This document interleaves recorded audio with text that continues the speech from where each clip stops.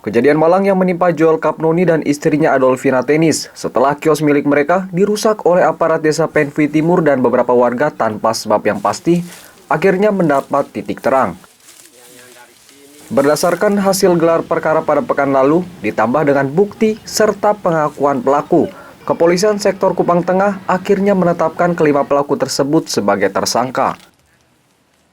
Dari 5 tersangka, 2 diantaranya merupakan aparat desa Penfi Timur, yaitu Fredik Taibenu sebagai Kepala Dusun 4 dan Bucayani Nome sebagai Ketua RT. Nama Fredik Taibenu, Martinus Nome, Bucayani Nome, Gasper Benu, dan Yakub Banu ini terkait dengan atau dugaan tindak pidana yang disangkakan kepada yang bersangkutan itu adalah 170 terhadap barang yang mana yang bersangkutan diduga kuat melakukan pengrusakan terhadap barang, dalam hal ini kios sayur dari saudara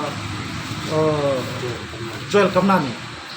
Jadi prosesnya itu Kamis pekan lalu kami sudah melakukan gelar perkara, lalu menetapkan 5 orang tersangka tersebut.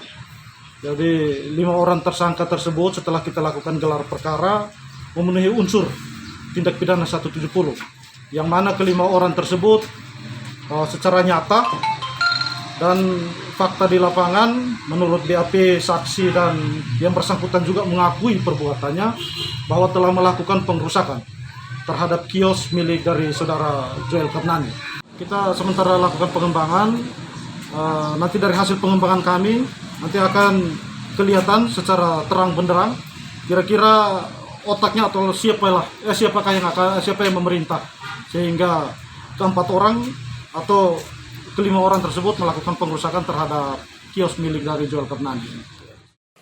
Kuasa hukum korban Joel Kapnoni, Yance Mesak, memberikan apresiasi kepada Polsek Kupang Tengah bersama jajarannya karena sudah berhasil mengungkap kasus tidak manusiawi ini.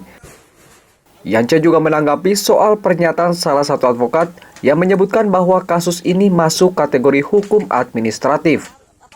Menurut Yance, yang bersangkutan tidak paham soal persoalan ini dan tidak memiliki kewenangan untuk memberi tanggapan apapun. Saya apresiasi kepada Kapolsek Kupang Tengah bersama jajarannya karena telah mengungkap kasus ini secara terang benderang, walaupun kasus ini seharusnya terang dari awal, namun karena mungkin ada kesibukan lain sehingga pengungkapannya terlambat, tapi saya tetap berapresiasi hal itu. Kedua, menyangkut dengan perusakan ini memang sangat-sangat tidak manusiawi. Karena ketika dilakukan perusakan itu terlibat itu mulai dari aparat desa sampai dengan masyarakat. Dan hal ini juga yang paling disesali adalah ketika dihadiri oleh Babin Kantipmas bersama dengan Babinsa. Nah pada saat itu Babinsa ini ikut menonton kejadian perusakan itu, dan hal itu kan sudah laporkan hal itu. Dan pada saat laporan itu pun terjadi laporan tanggal 8 itu sorenya itu Babin bersama masyarakat yang melakukan perusakan dengan aparat desa datang. Kami sempat keributan di depan Polsek, Bapak Kapolsek. Itu ada satu advokat itu menerangkan bahwa kasus ini adalah masuk kategori hukum administrasi. Jadi bagi saya advokat itu mungkin dia kurang belajar hukum pidana. Kalau tidak, dia magangnya kurang cukup, sehingga mencampur adukan mana yang perbuatan pidana dan mana perbuatan administrasi, sehingga dia kurang memahami tentang pasal 170 dengan 184 KUHP dan KUHP, sehingga dia asal tabrak. Nah itu yang kengawuran dia di situ.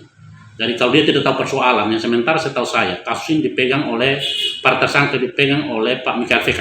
Sementara saya tidak tahu siapa yang menggunakan dia untuk mengkomentari kasus orang. Nah itu juga bagian dari pelanggaran etik dari umum advokat sebagai advokat. Oleh karena itu kayaknya dia perlu didikan lebih khusus untuk supaya paham tentang etika. Kelima tersangka kini sudah diamankan di Polres Kupang sambil menunggu proses penyidikan oleh Polsek Kupang Tengah. Clemens Venit Putra Nohos melaporkan.